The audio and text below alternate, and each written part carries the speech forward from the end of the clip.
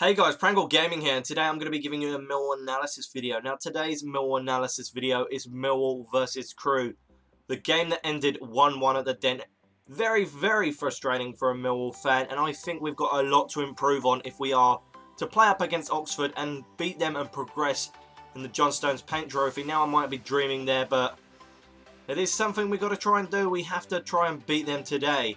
Now, before I get into this video and talk about the highlights and the key chances and the key players in this game, I just want to say I do have a Millwall season ticket and I do go to all the home games, so I was there watching us play Crewe.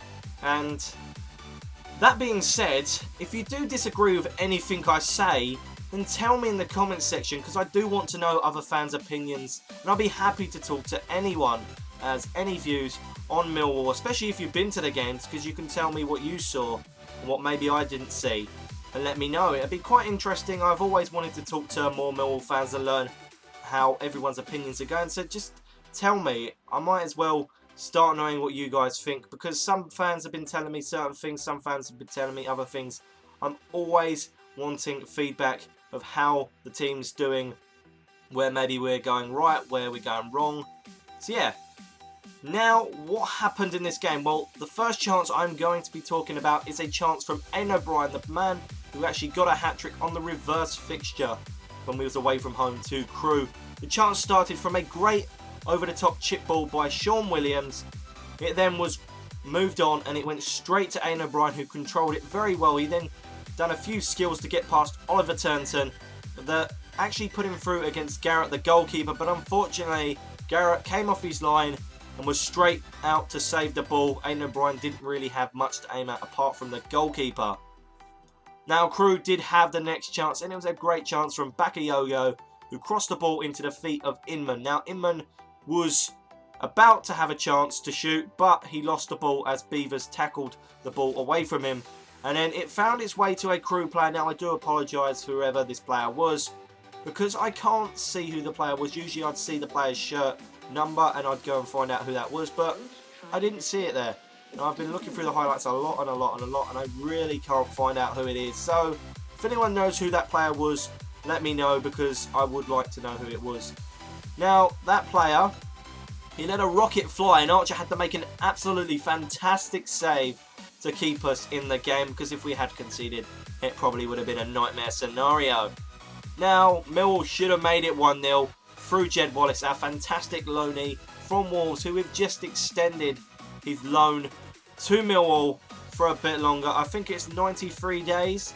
I heard yesterday in the transfer window, they said that we've got him for around about 93 days. So that'll be interesting. I'm glad that we've got him at the club a little bit longer.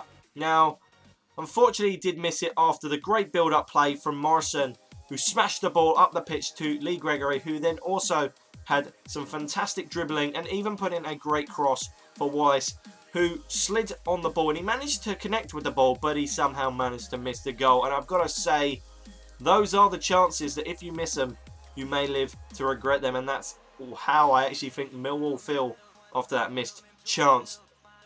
Now, Garrett had to stop Millwall yet again, and this time Jimmy Abdu played the ball up the pitch. Now, Gregory dummied it, and it found its way straight to Steve Morrison, who was played through on goal up against Garrett, but Garrett came off his line again. He's come off his line quite a lot to make a lot of outstanding saves, but Morrison shot straight at Garrett, unfortunately. Maybe Morrison could have lifted the ball over Garrett, but unfortunately that's not what happened. Maybe for future he might do that. Who knows? Now, into the second half, and as you may or may not know, this game was heavily controlled by the penalty decisions, and there was 3 penalties in the second half. Now, this first penalty was actually for Crewe Alexandra, and this penalty was won as the ball was deflected heavily off of Jimmy Abdu, and that pretty much meant that Archer had to come off his line, and he almost fouled Cooper. Now, I'm saying almost because it doesn't look like he's made contact, and I've watched this over and over again to be 100% certain that he didn't make contact, and he didn't, but the intent was there. So that's maybe why the referee gave the penalty, but it wouldn't have been a penalty in my books at all. Now, nevertheless, you can't take nothing away from the penalty. The penalty was fantastic. Inman is a great player, and that penalty was fantastic. He put it in the top left corner. That was completely away from Archer as he was at the other side of the goal. And that's the sort of penalties you want to be scoring. But Nevertheless, Millwall did actually win the next penalty, and it was as Garrett and, well, Nugent managed to knock Webster to the ground. I think this penalty was quite lucky, as you don't usually see this given at Millwall. But we did get the penalty, and I'm not going to say, oh, it was lucky or anything like that, because at the end of the day, we got the penalty. We should take our chance, and nevertheless, Gregory did step up to take the penalty, the player that has been scoring a lot of goals recently, and he puts it in the bottom right corner, a perfect penalty for Millwall and for Gregory. He had lots of chances in this game, and I'm very, very glad he did score, because he did deserve that goal. Now, the next penalty was in fact for Millwall, and it was the final penalty and the final real talking point of the game. I think this penalty was soft. Like the other penalty, I don't really think it happened. None of these penalties I could say were clear cut. Maybe they could be given, but on other days you wouldn't always see them given. But this one definitely wasn't a penalty, and I think there was justice in Gregory missing it. I didn't want him to miss it, but sometimes these things happen. The ball bounced up off the ground and it hit Turnton's arm. Now, I don't think he had his arm out maliciously to punch the ball or knock the ball on. I think it was just as Beavers knocked the ball over his head and then Williams tried to knock the ball up. I just think it bounced off the ground, and, well, unfortunately, sometimes the ball does hit your hand, but it's always up to the referee whether to give the penalty or not, and he didn't. Again, I don't think it was a penalty, but Gregory, the main man, did step up to take the penalty, and you would expect him to score. He has already scored a penalty in this game, and he smashed the ball onto the post. It's so frustrating to see that happen. He's a brilliant player, and sometimes he just doesn't score when you need him to score, but he did score in this game, so maybe me saying he should have scored that penalty is being a bit ungrateful, but he was brilliant in that game. Nevertheless, he could have scored in many other chances. Now for the key players in this game. For Millwall, I'm going to have to go with Jimmy Abdu. Now, if you disagree, as I said, you can put that in the comment section. I'll be happy to hear why you think someone was better than Jimmy. But hear me out here. I think Jimmy Abdu was fantastic. He had to deal with a lot of defensive issues, and there were a lot in that game. I really do think that Cummins, Webster and Beavers were quite, well, they just weren't in it in the game really, and they created a lot of bad chances. They were passing the ball back to Archer far too much, and they shouldn't really have done that, but that meant that Jimmy Abdu actually had to defend a lot more, and he had to play right back on many occasions because Cummins didn't really do much of a job, and I think he did perfectly. Jimmy Abdu hasn't really ever had to play right back, but more so this season he's had to slowly start playing right back because we've always needed someone to cover that position. But that meant that he wasn't in the centre midfield position maybe as much as he would have liked, and maybe that's why some people didn't agree with him being there.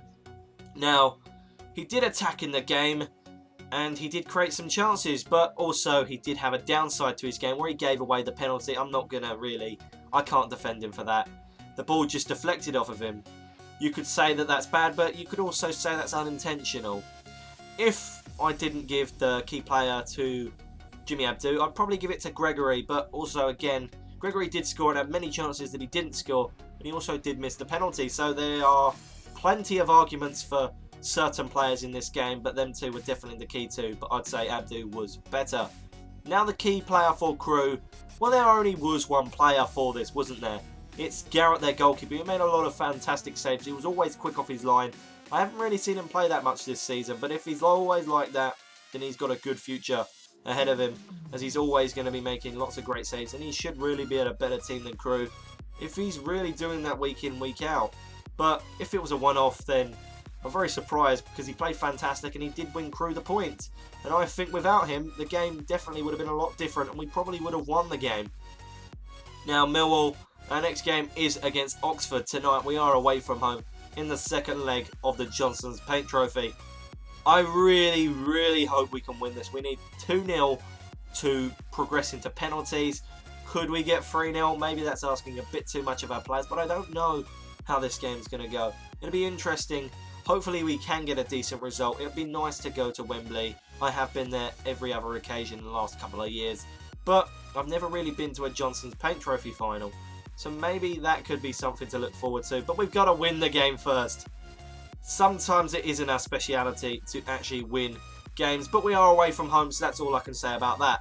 Anyway, guys, I hope you have enjoyed this Millwall analysis video. As I said before, if you have any other things to say about Millwall, just put it in the comment section. I'll talk to any fan about what happened in the game, as I was there, so I can talk about what I saw, and you can also talk about what you saw. So, like, comment, subscribe, and of course, stay tuned for more Millwall analysis videos. Goodbye.